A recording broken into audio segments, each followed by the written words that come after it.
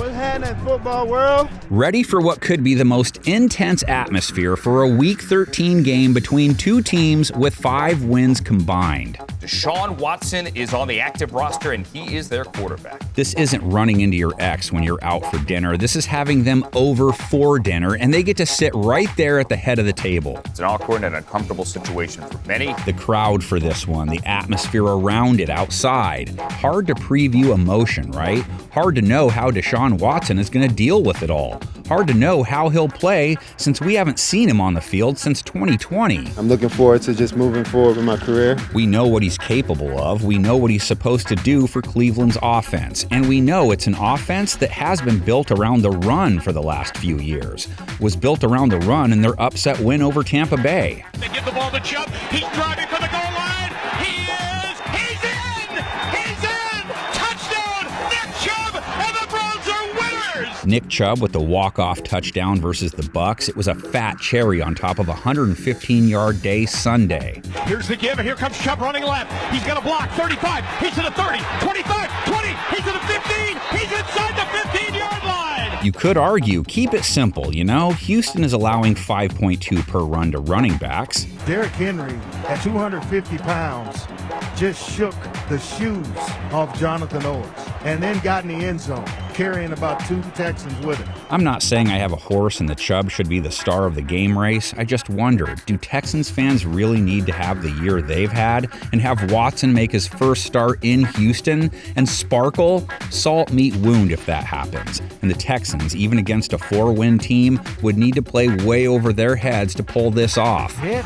ball out, picked up, scoop, score, Miami. And the Dolphins go up 27-0. Texans offense, points per game, third down, red zone, passing yards per game, total yards per game. You find their name at the bottom of all those lists. Allen back to pass, looking, and he throws it wobbly, and it gets picked up by Van Ginkel. He takes it to his left, and he takes it inside the 5-yard line.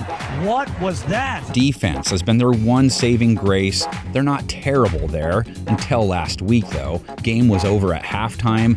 Different sense of deflation after that last loss. So the pick cashed in for a TD with a 3-yard run on the next play. This game does have Russ going back to Seattle vibes. We saw how that turned out. No one saw it coming for the most part. Back to that E word. Sometimes teams find something deep down, like Ralphie when he unloads on his nemesis in the alley.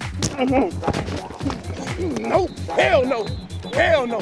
They do have a couple theoretical matchups they could exploit. Along the ground on offense, Dameon Pierce needs to change the track in his earbuds. No more foreigner before games, dude. Last 2 weeks have been abysmal. He's been as cold as ice. And here's a gift to Pierce.